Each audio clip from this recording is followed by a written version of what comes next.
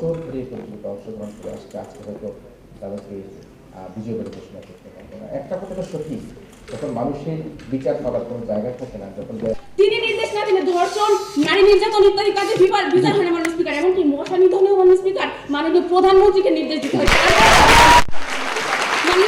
আপনাদের শেষ করতে হবে, প্লিজ শেষ করতে হবে।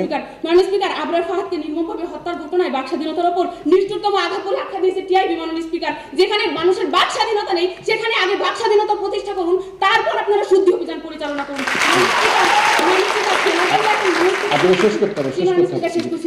সোনার বাংলা এখন সোনার না হলেও খাগড়াছড়িতে টিনের দাম সোনার দাম করে ছাড়িয়ে গিয়েছে মাননীয় স্পিকার।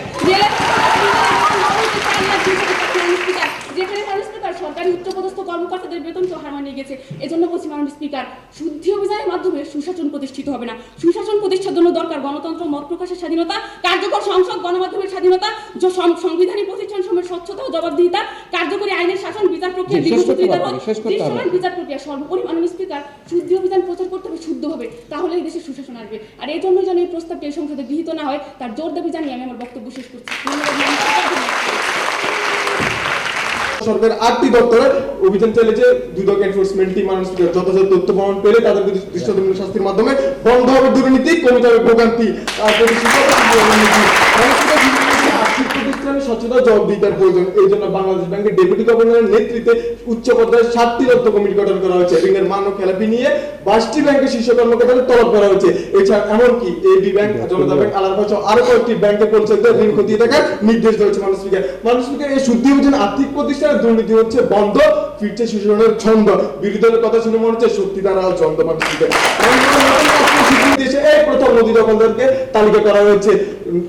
তুরাগ, বুড়িগঙ্গা, শীতলক্ষা সহ প্রধানমন্ত্রী দখলমুক্ত করতে বাঘা বাঘা হাউজিং কোম্পানি সব প্রায় 43,000 দখলদারকে উচ্ছেদ করেছে মাননীয় স্পিকার। নদী দখল মুক্ত করার এই উচ্ছেদ অভিযান কি মানুষকে সুশাসন করতে সহায়ক হবে না মাননীয় স্পিকার? প্রশ্ন রেখে গেলাম মাননীয় স্পিকার। মানে একটু লক্ষ্য করে মাননীয় স্পিকার, চলমান খাদ্য ভেজাল বিরোধী অভিযানের মাধ্যমে ভেজাল জনস্বাস্থ্যের জন্য হুমকি এমন 52টি ভোগ্যপণ্যকে নিষিদ্ধ করা হয়েছে। এছাড়া আর্থিক জরিমানা, ট্রেড লাইসেন্স বাতিল সহ অনেক রেস্তোরাঁকে সিলগালা করে দেওয়া হয়েছে। গৃহায়ণ ও গণপূর্তমন্ত্রী সম্মান রেজল করিম বলেছেন, দ্রুত পূর্ত বিভাগের সব ধরনের অনিয়ম ও দুর্নীতির বিরুদ্ধে শুদ্ধ অভিযান চালানো হবে। দুর্নীতিবাজ, টেন্ডারবাজি কার সাথে কোনো আপোষ করা যাবে না মাননীয় স্পিকার। শুদ্ধ অভিযান চলছে, চলবে, এভাবে একদিন বাংলাদেশের সুশাসন প্রতিষ্ঠিত হবে মাননীয় স্পিকার। মাদক বিরুদ্ধে অভিযানের মাধ্যমে 102 জন মাদক ব্যবসায়ীকে আত্মসমর্পণ করতে বাধ্য করেছে মাননীয় স্পিকার। বর্তমান সরকার দৃঢ় পদক্ষেপ ইয়াবা সম্রাট গদিকে গদি ছাড়া করা হয়েছে মাননীয় স্পিকার। অর্থাৎ মাননীয় স্পিকার, মাদক, দুর্নীতি, ক্ষমতার ব্যবহার, চাঁদাবাজি, টেন্ডারবাজি প্রত্যেকটি ক্ষেত্রে শুদ্ধ অভিযানে শুদ্ধ হচ্ছে দেশ, গড়ে তুলব দুর্নীতি মুক্ত সুশাসনের বাংলাদেশ। তাই মাননীয় স্পিকার, আজকে এই প্রস্তাবটি যেন বর্তমান শুদ্ধ অভিযান সুশাসন প্রতিষ্ঠার সহায়ক হবে, এই প্রস্তাব যেন এই সংসদের সর্বসম্মতিক্রমে গৃহীত, তার জোর দাবি জানিয়ে শেষ করছি মাননীয় স্পিকার। ধন্যবাদ মাননীয় স্পিকার, ধন্যবাদ। গোয়েন্দা পুলিশ যুবলীগ নেতা খালেদও জিজ্ঞাসাবাদ করায় এই দুই নেতা জানিয়েছে তাদের অবৈধ কর্মকাণ্ডের পেছনে রয়েছে দেশের প্রভাবশালী নেতারা। এই প্রভাবশালী নেতারা আসলে কারা এটা কিন্তু সরকারি দলের অজানা নয়, কিন্তু তারা তাদের নাম বলবেন না, কারণ নাম বললে তো চাকরি থাকবে না। এই পুলিশ প্রভাবশালী নেতারা এতদিন ক্যাসিনো থেকে নিয়মিত মাসোহারা পেয়ে আসতো। আজ তাদের নিলিপ্ততায় দেশে ক্যাসিনো সম্রাট, ক্যাসিনো গডফাদার, ক্যাসিনো গ্র্যান্ডফাদাররা জন্ম নিয়েছে। অর্থাৎ মাননীয় স্পিকার, সরকারি দল যে সর্ষিতে ভূত কাটতে যাচ্ছেন, ভূতটা আসলে সেই সর্ষের মধ্যেই আছে। মাননীয় স্পিকার, সরকারি সহায়ক বলছে যে শুদ্ধ অভিযানের সুদূর প্রসারী ফলাফল নিয়ে আমাদের ভাবতে হয়। মাননীয় স্পিকার, প্রায় 1 মাস ধরে চলমান অভিযান এতটাই প্রশ্নবিদ্ধ যে এই অভিযান আদৌ দুর্নীতির বিরুদ্ধে নাকি দেশের জনগণের আয় ওয়াশ করার জন্য তা নিয়ে আমরা আশঙ্কা প্রকাশ করছি। সুতরাং যে অভিযান সুদূর প্রসারী ফলাফল নিয়ে এত আশঙ্কা দেশের জনগণের, সেই অভিযান আর যাই করুক দেশের সুশাসন প্রতিষ্ঠা সহায়ক হবে না। মাননীয় স্পিকার, তাহলে বাংলাদেশের সেটা হচ্ছে আইনের কঠোর অনুশাসন, ন্যায় বিচার প্রতিষ্ঠার সংস্কৃতি স্থাপন করা, সাংবিধানিক প্রতিষ্ঠান সময়ের স্বচ্ছতা ও জবাবদিহিতা নিশ্চিত করা, রাষ্ট্রের গুরুত্বপূর্ণ খাতসমূহকে দুর্নীতিমুক্ত করা, সর্বোপরি দেশের সুশাসনের জন্য সক্ষমতার পরিবেশ তৈরি করা। মাননীয় স্পিকার, কেন আমরা আইনের কঠোর অনুশাসন এবং ন্যায় বিচার প্রতিষ্ঠার সংস্কৃতির কথা বলছি দেখুন। মাননীয় স্পিকার, শুধুমাত্র নিজের মতামত প্রকাশের জন্য এই দেশে স্বনামধন্য বিশ্ববিদ্যালয়ের মেধাবী ছাত্রকে পিটিয়ে হত্যা করা হয়েছে। মাননীয় স্পিকার, বাংলাদেশ পত্রিকা প্রতিদিন পত্রিকার 11 অক্টোবরের একটা প্রতিবেদনে বলছে স্বাধীনতার পরে পর্যন্ত দেশের বিশ্ববিদ্যালয়গুলোতে খুন হয়েছে 151 জন শিক্ষার্থী, কিন্তু এসব খুনের কোনোই এখনো বিচার হয়নি। এছাড়া আলোচিত হত্যাকাণ্ড যেমন সাগরণী, মৃত্যু, অভিজিৎ, বিশ্বজিৎ, রাজীব, অবগত, তনুতকি সহ আর অনেক হত্যাকাণ্ড এখনো বিচার হয়নি। মাননীয় স্পিকার, যখন দেশের মানুষের বাক স্বাধীনতা, নিরাপত্তা এবং গণতন্ত্র আজকে হুমকির মুখে, তখন আইনের কঠোর অনুশাসন এবং ন্যায় বিচার প্রতিষ্ঠার সংস্কৃতি দেশের সুশাসন প্রতিষ্ঠা সহায়ক।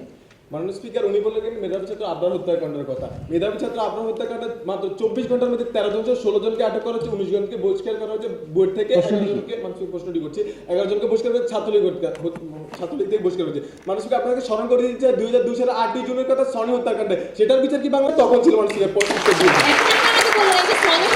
বিচার আপনারা করে এসেছেন, সনি হত্যার পর এতজনকে বহিষ্কার করে এসেছেন, তারপরেও আপনাদের এই যে আবরার হত্যাকাণ্ড কেন দেখতে হলো? মানুষ স্পিকার সনি হত্যার পরে কখন বহিষ্কার করেছে? বন্ধ করে মানুষ মারা যাওয়ার পর বিচার করে কি লাভ? মানুষ মারা যাওয়ার পর উনি বলতে সঠিক বিচার হয়নি বলছেন নাকি? জি, মানুষ থেকে সনি হত্যার বিচার হয়নি, তখন সুযোজন ছিল না এখন সুযোজন আছে আবরার হত্যাকাণ্ডের বিচার হওয়ার মানে গ্রেপ্তার হওয়ার পরে? আপনি আপনার প্রশ্নটা আবার বুঝিয়ে বলুন। মানুষ স্পিকার আবরার হত্যাকাণ্ডের পরে আমরা 19 জনকে আপনারা বহিষ্কার করেছেন, ঠিক আছে আমি মেনে নিচ্ছি, আপনারা বহিষ্কার করেছেন 2002 সালের ঘটনায় সনি হত্যাকাণ্ড আমরা দেখে এসেছি। প্রশ্নটা কি? 2002 সালে সনি হত্যাকাণ্ডের বিচার হয়নি কেন? তাহলে সুযোজন তখন ছিল না এখন আছে? মানুষ তো আপনারা তখনও শুদ্ধ অভিযান চালু করেননি, এখন শুদ্ধ অভিযানের মাধ্যমে তখন আপনারা আমরা ভাবছেন ছিলাম নাকি? তো মানুষ এখন আপনারা ভাবছেন শুদ্ধ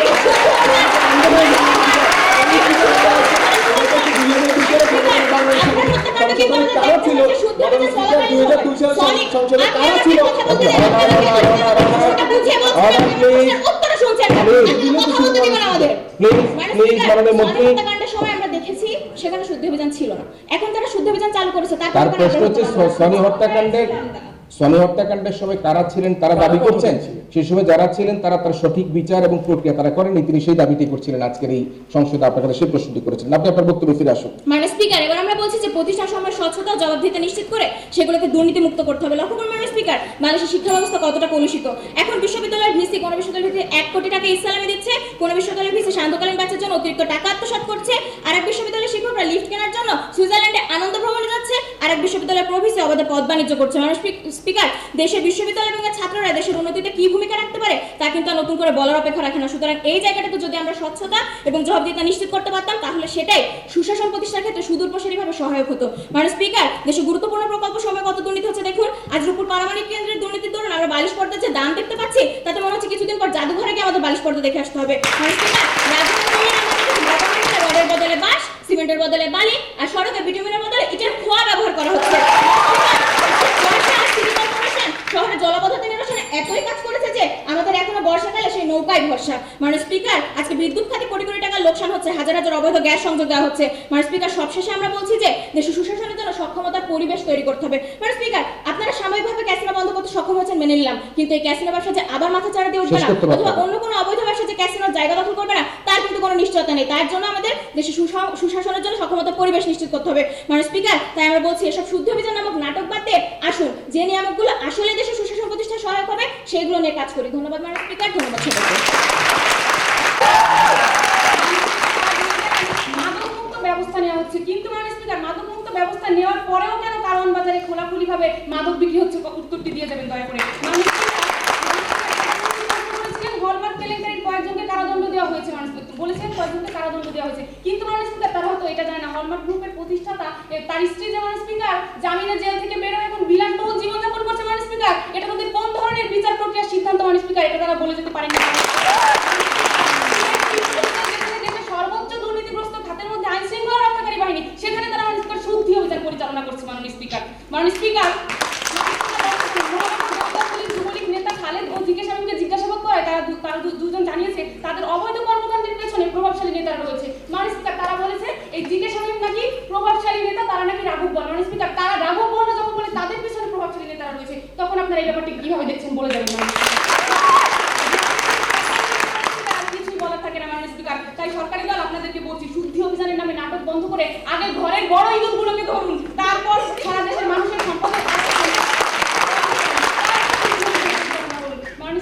সর্বোপরি বলতে চাই দেশে শুদ্ধি অভিযান সুশাসন প্রতিষ্ঠার জন্য শুদ্ধি অভিযান কার্যকরী হবে না মাননীয় স্পিকার। আর তাই দেশে সুশাসন প্রতিষ্ঠা করার জন্য আমরা যে প্রক্রিয়াগুলো দেখিয়ে দিয়েছি মাননীয় স্পিকার, সর্বশেষে সেই প্রক্রিয়া সূত্র ধরে বলতে চাই সুশাসন প্রতিষ্ঠার জন্য আজকের এই সংসদে এই প্রস্তাবটি যেন কোনো ক্রমে গৃহীত না হয় তার জোর দাবি জানিয়ে আমি আমার বক্তব্য শেষ করছি। ধন্যবাদ মাননীয় স্পিকার।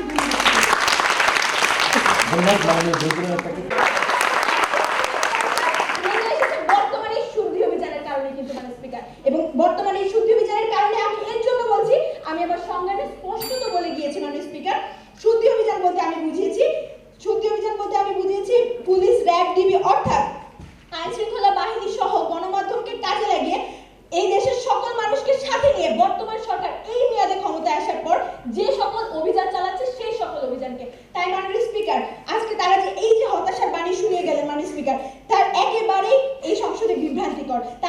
ডিআইজি মিজান এবং দুদকের বাসিরের কথা। তারা সবাই কিন্তু এখন মানে দুজনই কিন্তু মানে স্পিকার এখন ফ্রি ঘরে আছে।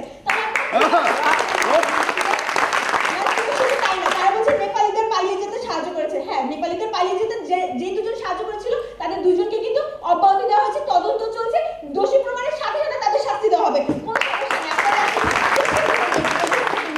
মানে স্পিকার আজকে তারা বলছে টিনের দাম নাকি এখন সোনার দাম। হ্যাঁ, টিনের দামকে সোনার দামে না, টিনের দামকে টিনের দামে নিয়ে আসার জন্যই এই অভিযান। আর তাই এটি নিঃসন্দেহে বলতে চাই, তাই মানে স্পিকার এই প্রস্তাবটি নিঃসন্দেহে সুশাসন প্রতিষ্ঠায় সহায়ক হবে। মানে স্পিকার প্রতিষ্ঠা করবে বলবো না, সহায়ক হবে, এবং আমাদের বিতর্কের বিষয়টি আজকে তাই মানে স্পিকার আমাদের শুদ্ধি অভিযানকে সফল করার জন্য আজকে সংসদের বিরোধী দল, আমাদের প্রধান অতিথি, বিচারকবৃন্দ, গণমাধ্যম কর্মী সবাইকে এক হয়ে কাজ করতে হবে, এবং সবাইকে এক হয়ে কাজ করার জন্য আমি সবাইকে আহ্বান জানিয়ে আজকের এই প্রস্তাবটি যেন এই সংসদে গৃহীত হয় তার জন্য সবাইকে আহ্বান জানাচ্ছি। এবং মানে স্পিকার আজকের এই প্রস্তাবটি যেন এই সংসদে গৃহীত হলে এই শুদ্ধি অভিযান সুশাসন প্রতিষ্ঠায় কিছুটা হলেও সহায়ক হবে। মানে স্পিকার তাই আজকে এই প্রস্তাবটি গৃহীত হওয়ার জোর দাবি রাখি। সবাইকে ধন্যবাদ জানাচ্ছি। আপনারা সবাই ভালো থাকবেন, খুব ভীষণ বেশি ভালো থাকবেন। ধন্যবাদ জানাচ্ছি। যারা দুষ্কৃতিকারী, সকল দুষ্কৃতিকারীদের গোয়েন্দা সংস্থার মাধ্যমে তালিকা তৈরি করে তাদেরকে গণমাধ্যমে প্রকাশ করে দৃশ্যমান বিচারের ব্যবস্থা যদি করা হয়, তাহলে জনগণের মধ্যে এই শুদ্ধি অভিযান নিয়ে একটা আস্থা তৈরি হবে বলে আমি মনে করি। এবং সে কারণে আমি মনে করি যে আমাদের যে দেশকে দেউলিয়াত্ব থেকে, আর্থিক দেউলিয়াত্ব থেকে যদি রক্ষা করতে হয়, তাহলে এই শুদ্ধি অভিযানকে আরো কঠোরভাবে সকল সেক্টরে, সকল পর্যায়ে কিন্তু আমাদেরকে পরিচালনা করতে হবে।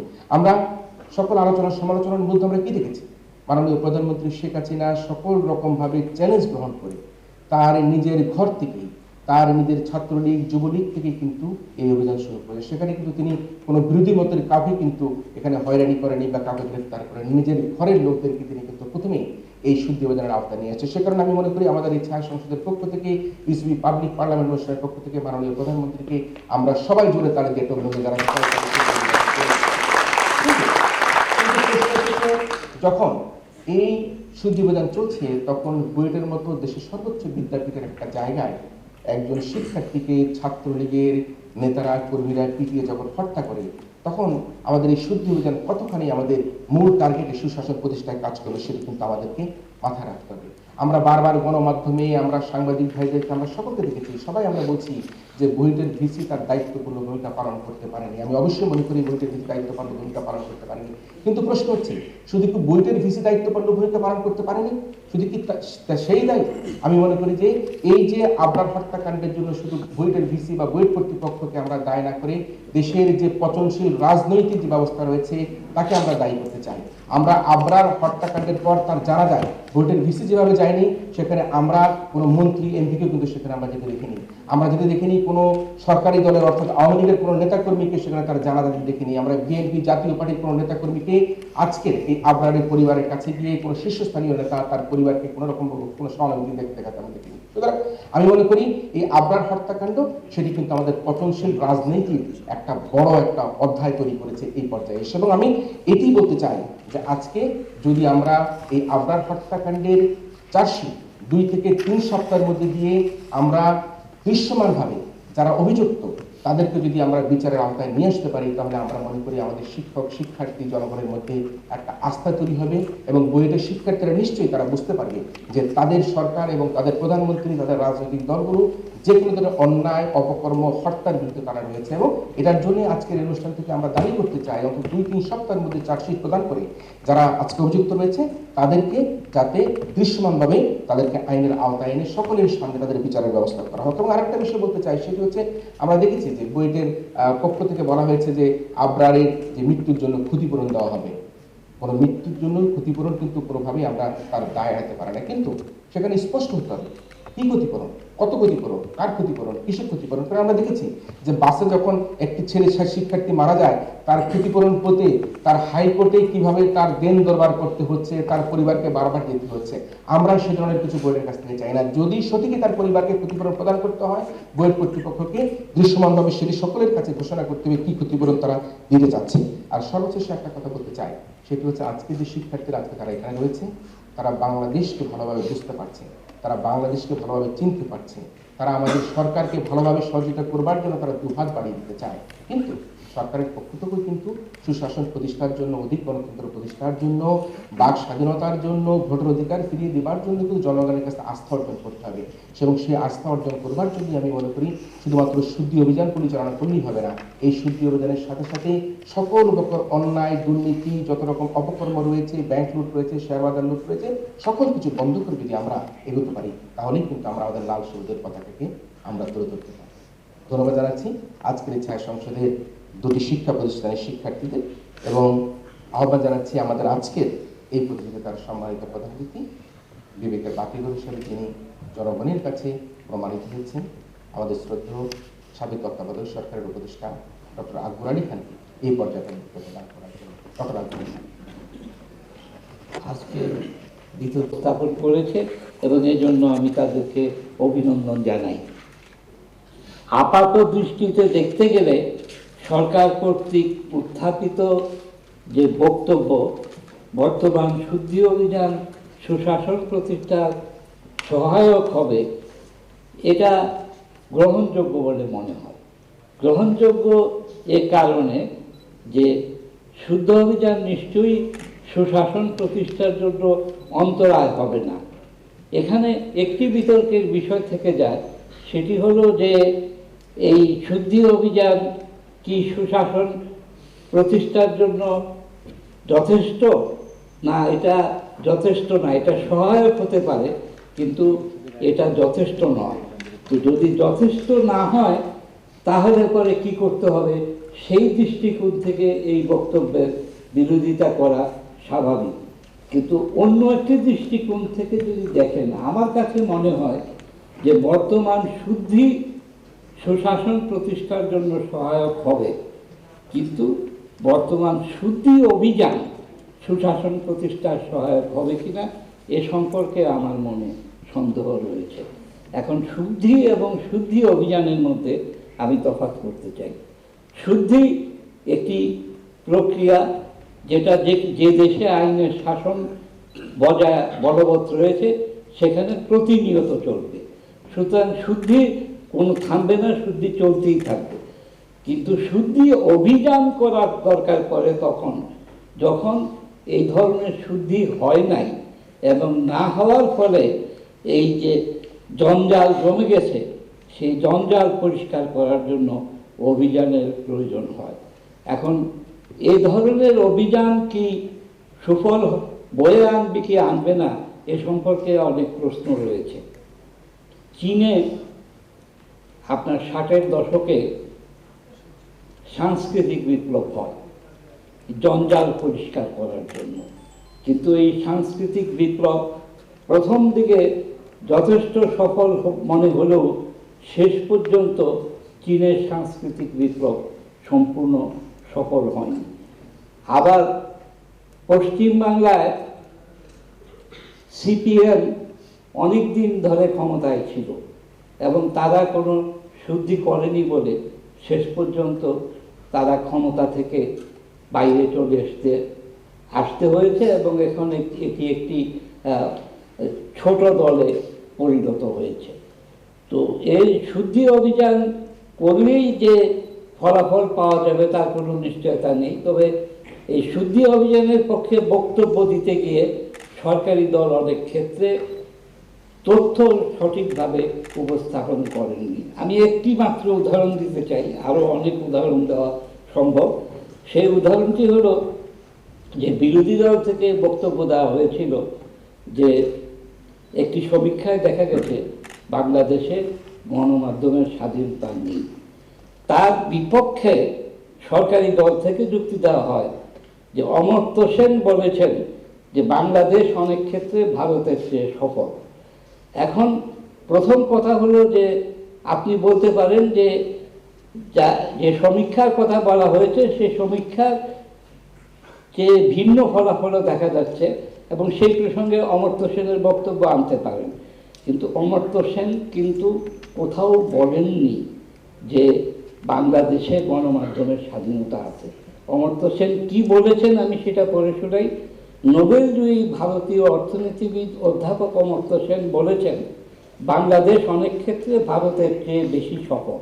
কোন কোন ক্ষেত্রে সেই প্রসঙ্গে তিনি বলছেন, বাংলাদেশের জাতিগত সহাবস্থান এক্ষেত্রে অনেক বড় ভূমিকা রেখেছে।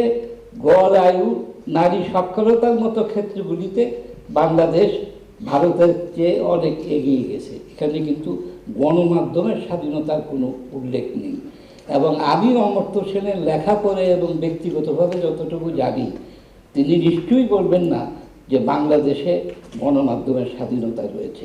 কাজেই সরকারকে সমর্থন করতে গিয়ে এ ধরনের বক্তব্য উপস্থাপনের প্রয়োজন নেই, কিন্তু সরকার নিশ্চয়ই অনেক ভালো কাজ করছেন এবং সেই জন্য সরকারের যে ভূমিকা সেটাকে অবশ্যই প্রশংসা করা যেতে পারে।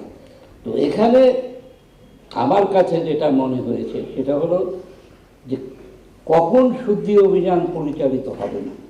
শুদ্ধি অভিযান পরিচালিত হবে না তখন যখন দেশের সুশাসন প্রতিষ্ঠিত হবে। যতক্ষণ পর্যন্ত দেশের সুশাসন প্রতিষ্ঠিত হবে না ততক্ষণ পর্যন্ত একবার এই ক্ষেত্রে দুর্নীতি, একবার ওই ক্ষেত্রে অরাজকতা, একবার ওই ক্ষেত্রে আইনের লঙ্ঘন, এই ধরনের অজস্র সমস্যা দেখা দেবে।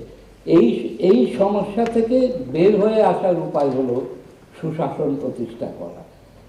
বাংলাদেশে আমরা শুদ্ধি অভিযানের কথা শুনছি, শুদ্ধি অভিযান থেকে আমরা সুশাসন প্রতিষ্ঠার জন্য অবশ্যই আন্দোলন তৈরি করতে পারি এবং এটা যদি হয় তাহলে পরে আমি মনে করব যে শুদ্ধি অভিযান সফল হয়েছে। আর শুদ্ধি অভিযান যদি শুদ্ধি অভিযানই থাকে, যদি সুশাসন প্রতিষ্ঠার আন্দোলনে পরিণত না হয়, তাহলে এই শুদ্ধি অভিযানের চূড়ান্ত ফলাফল কী হবে এটা সম্পর্কে একটু আগে স্পিকার মহোদয় যে ধরনের সন্দেহ প্রকাশ করেছেন সেগুলো আমাদের মনে থেকে যাবে। অর্থাৎ এটা কতদিন চলবে, কত বছরে এটা সফল হবে, এটা কি 6 মাস চলবে না 6 বছর চলবে না 10 বছর চলবে, এর কোনো নিশ্চয়তা নাই।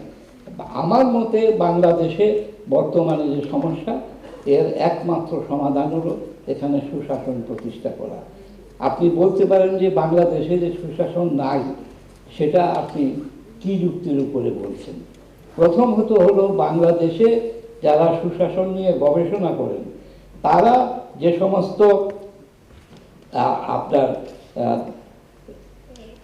গবেষণা করছেন, যেমন ধরেন টিআইবি, সেগুলো থেকে দেখা যাচ্ছে যে বাংলাদেশে সুশাসনের অবনতি ঘটেছে। তেমনি বিদেশে যারা গবেষণা করেন তাদের গবেষণা থেকেও দেখা যাচ্ছে যে বাংলাদেশে সুশাসনের অবনতি ঘটেছে। এখন কি ধরনের অবনতি ঘটেছে? প্রথম অবনতি যেটা ঘটেছে সেটা হলো যে আমরা পৃথিবীর সর্বনিম্ন 30% দেশের মধ্যে অন্তর্ভুক্ত যেখানে সুশাসন নেই। আমরা এখন পর্যন্ত কোনো ক্ষেত্রেই 30%-এর ঊর্ধ্বে যেতে পারিনি, সব ক্ষেত্রেই 30%-এর নিচে রয়ে গেছি। আমাদেরকে চেষ্টা করতে হবে এই সর্বনিম্ন 1/3 হতে কমপক্ষে সর্বনিম্ন 50% যাওয়ার জন্য। এটা খুব সহজ কাজ না, এটা অত্যন্ত শক্ত কাজ। এবং এর সাথে সাথে আমাদেরকে যেটা করতে হবে সেটা হলো, আমরা যদি দেখি 1996 সাল থেকে সুশাসনের যে পরিমাপ করা হচ্ছে তাতে দেখা যাচ্ছে যে আমাদের 6টি উপাদানের মধ্যে প্রায় প্রত্যেকটি সমীক্ষাতেই দেখা যাচ্ছে যে 4টি কি 3টি উপাদানে আমরা ক্রমশ নিচের দিকে নেমে চলেছি। এখন নিচের দিকে যদি নেমে যাই যে কোনো উপাদানে, তাহলে সুশাসন সফল হবে না। এই সুশাসন প্রতিষ্ঠা করা খুব সহজ কাজ না এবং এটা খুব রাতারাতি করা যাবে না। এটার জন্য যদি এখন আমরা কাজ শুরু করি তাহলেও হয়তো আরও 10-15 বছর সময় লাগবে। আমি আশা করব যে বর্তমান প্রধানমন্ত্রী বাংলাদেশের মানুষের মনে যে আশার আলো জাগিয়েছেন শুদ্ধি অভিযান পরিচালনা করে, তিনি সেটাকে সুশাসন প্রতিষ্ঠার আন্দোলনে রূপান্তরিত করবেন এবং সুশাসন প্রতিষ্ঠার মাধ্যমে বাংলাদেশে যারা দুষ্ট তাদেরকে দমন করা হবে এবং যারা শিষ্ট তাদেরকে পালন করা সম্ভব হবে। আপাত দৃষ্টিতে মনে হয় যে এই সুশাসনের জন্য এখন পর্যন্ত কোনো রাজনৈতিক দল সুস্পষ্টভাবে কাজ করেননি। কাজেই অনেকের মনেই হয়তো এ ব্যাপারে নৈরাশ্য জাগতে পারে। যারা নিরাশ তাদেরকে আমি ইংরেজ কবির বাণী শোনাতে চাই, if the winter comes can spring be far behind. যদিও এখানে শীতকাল নেমে আসে তাহলে আমরা আশা করব যে এখানে বসন্তকালও অতি কাছেই আছে। আমরা আশা করব যে সুশাসনের বসন্তকাল বাঙালি জীবনের বিভিন্ন দুঃখ দুর্দশা এবং গ্লানিকে মুছিয়ে দেবে। আপনাদের সকলকে ধন্যবাদ। প্রশ্ন করেছে, এই যে সুশাসনের যে প্রক্রিয়া চলছে, এই সুশাসনের প্রক্রিয়াটাকে আপনি কিভাবে দেখছেন? না, কারণ সুশাসন করতে হলে পরে শুদ্ধি অভিযানের যে প্রক্রিয়া সেটাকে কিভাবে দেখছেন? শুদ্ধি অভিযানের প্রক্রিয়া সম্পর্কে আমি তো বললাম যে শুদ্ধি অভিযান সম্বন্ধে আমার মনে অনেক প্রশ্ন রয়েছে। শুদ্ধি যেটা সেটা অবশ্যই চলতে পারে এবং সবসময় চলতে পারে, কিন্তু আপনি 10-15 বছর ধরে কোনো কিছু করবেন না, তারপরে অভিযান যখন পরিচালনা করতে যাবেন তখন এটা সফল হতেও পারে, নাও হতে পারে। এটা কিভাবে পরিচালিত হয় তার উপরে নির্ভর করবে তার ফলাফল। আর গণমাধ্যম সম্পর্কে জানতে চেয়েছে যে গণমাধ্যমের স্বাধীনতা যে নেই, আপনি যে বলছেন তিনি জানতে চেয়েছেন। এখন তো গণমাধ্যম অনেক কথা বলতে পারে, অনেকেই সে পার্টিসিপেট করতে পারে, কেন গণমাধ্যমের স্বাধীনতাকে অনেকেই বলছে? এক পক্ষ থেকে বলা হয়েছে যে গণমাধ্যমের স্বাধীনতা সম্বন্ধে একটা সমীক্ষা থেকে কি ফল পাওয়া গেছে, এবং অন্য পক্ষ থেকে যেটা বলা হয়েছে সেটা কোনো সমীক্ষাও না, এবং অমর্ত্য সেন এই বক্তব্য কখনো দেননি। এবং গণমাধ্যমের যে স্বাধীনতা সেটা যে বাংলাদেশে নাই, সেটা গণমাধ্যম কর্মীদের যে বক্তব্য সেখান থেকেই দেখা যায় যে তারা উদ্বিগ্ন, এবং বিশেষ করে সম্প্রতি যে সমস্ত আইন কানুন করা হয়েছে তাতে তারা উদ্বিগ্ন যে তারা তাদের বক্তব্য সঠিকভাবে রাখতে পারবেন কিনা। সুতরাং এ ব্যাপারে যদিও তাদের বক্তব্য কোনো কোনো ক্ষেত্রে সমস্যার সৃষ্টি করতে পারে, কিন্তু সরকারকে গণমাধ্যমের স্বাধীনতার ক্ষেত্রে উদার মনোভাব গ্রহণ করতে হবে। আর একটুখানি বুয়েটের যে হত্যাকাণ্ড নিয়ে সামনে হিসাবে শুনতে চাচ্ছে, যে বিষয়টাকে আপনি কিভাবে দেখছেন? টর্চার সেল বা বিষয়টা কিভাবে দেখছেন?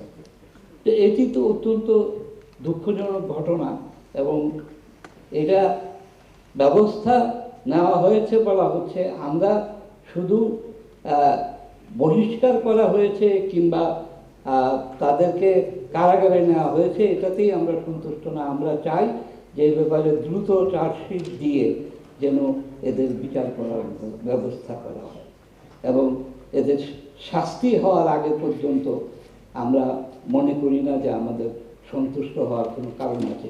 সাথে সাথে আমাদের মনে রাখতে হবে যে বুয়েটের মতো এরকম পরিস্থিতি বাংলাদেশের অনেক বিশ্ববিদ্যালয়ে ঘটার সম্ভাবনা রয়েছে। কাজেই এই সকল বিশ্ববিদ্যালয়ের প্রশাসনকে ভালোভাবে গড়ে তোলার প্রয়োজন রয়েছে। শিক্ষা মন্ত্রণালয়কে এ সম্পর্কে উদ্যোগ নিতে হবে। ধন্যবাদ সবাইকে। আপনারা কোনো আসলে মূলত যে বিষয়, এবং এটা তৃতীয় স্থান নির্ধারণী প্রতিযোগিতা, আজকে যারা বিজয়ী হবে তারা আমাদের মিসরি পাবলিক পার্লামেন্ট দুটো প্রতিযোগিতার তৃতীয় স্থান অর্জন করবার যোগ্যতা অর্জন করবে। দুটি দলই খুবই ভালো করেছে, বাগে বাগে লড়াই হয়েছে, এবং এই লড়াইয়ের মধ্যে যেটি ডক্টর আকবর আলী খান স্যারও বলেছেন, দুপক্ষই কিন্তু তাদের যুক্তি তর্ক উপস্থাপনা দিয়ে, তাদের যথেষ্ট মেধামরণ দিয়ে এটাকে সাজিয়ে তুলবার চেষ্টা করেছেন। আমি এখন যে ফলাফল ভাইরা এখানে এসছেন, ক্যামেরা পার্সন ভাইরা এখানে এসছেন, আপনাদের সবাইকে আমি ধন্যবাদ জানাচ্ছি। আমাদের ডিবেট ফর ডেমোক্রেসি, আমরা আমাদের ফলাফলে চলে যাচ্ছি। আজকের যে ফলাফল, আজকে যে ছায়া সংসদ, এই ছায়া সংসদে এই প্রস্তাবটি, এই ছায়া সংসদে এই প্রস্তাবটি কি হয়েছে বলতে হবে তোমরা?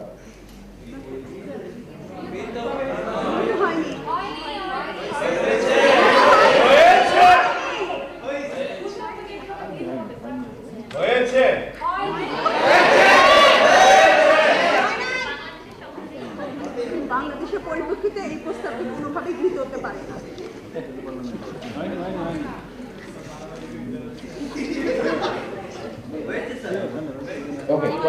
আমি আসছি।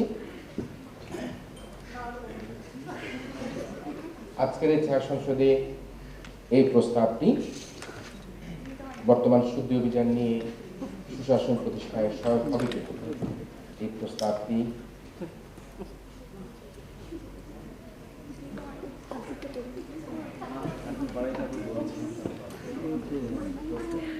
ডক্টর আকবর আলী খান স্যার অনেকদিন পরে কিন্তু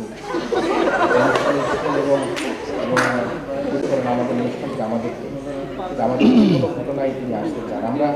আমরা স্যারের অনুজ হিসাবে সবসময় একটা সুস্বাস্থ্য কামনা করি। আপনারা যারা আমাদের শিক্ষার্থী বন্ধুরা রয়েছেন দেশে বিদেশে, আমার শ্রদ্ধেয় স্যার ডক্টর আকবর আলী খান স্যারের জন্য সবাই তো অত্যন্ত ভালো মানুষ, বিনম্র মানুষ, জীবনে কোনো উচ্চাকাঙ্ক্ষা নেই, আর্থিক আকাঙ্ক্ষা নেই। আমি যতটুকু শুনেছি স্যার তার অর্জিত অর্থগুলো কিন্তু কোনো না কোনোভাবে যারা সমাজের আজকে যারা সমাজের উঁচু শ্রেণীতে নাই অর্থাৎ তিনি ক্লাস ও উঁচু করবার জন্য একটা কল্পনা দিয়েছেন। আমরা স্যারের সবসময় আজ যাই হোক, আজকের এই ছায়া সংসদে এই প্রস্তাবটি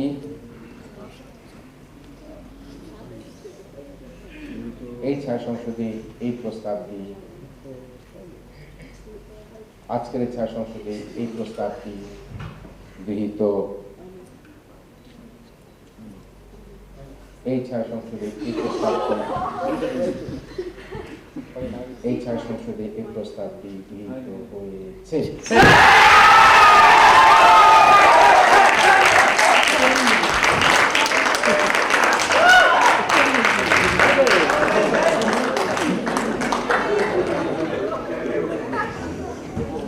যেহেতু প্রস্তাবটি গৃহীত হয়েছে,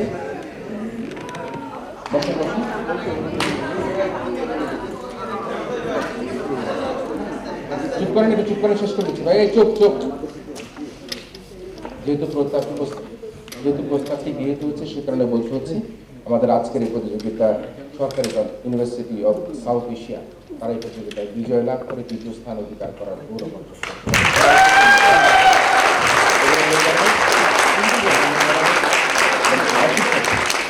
একই সাথে লালমাটিয়া মহিলা কলেজ অত্যন্ত খ্যাতনামা শিক্ষা প্রতিষ্ঠান 3 জন বিদ্যার্থী তাদের চমৎকার বক্তব্য দিয়ে আজকে এই প্রতিযোগিতাকে তারা একেবারে আবেগ ঘনপূর্ণ করে তারা চমৎকারভাবে সাজিয়ে তোলার চেষ্টা করেছে।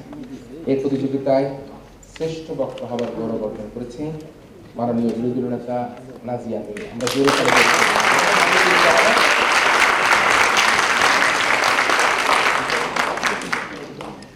অভিনন্দন নাজিয়া মিমকে অভিনন্দন রইল বিজয়ী দল ইউনিভার্সিটি অব সাউথ এশিয়াকে।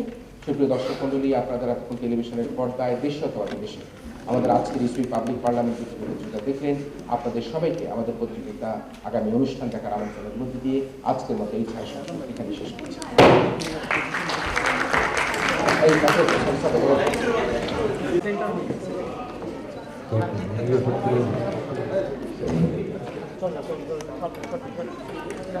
হাতটা বাড়ে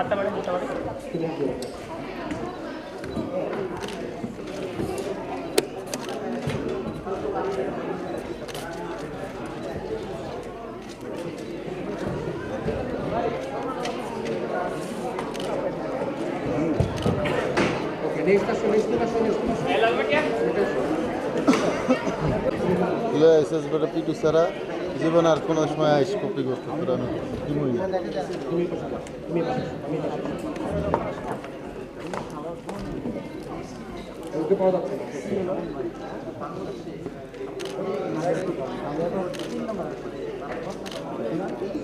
আচ্ছা, সাউথ এশিয়া পিচার একটা ছবি তুলতে স্যারের সাথে আসেন দেখি।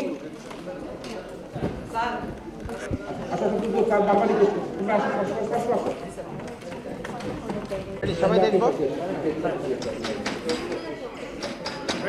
সবাই সামনে থাকুন।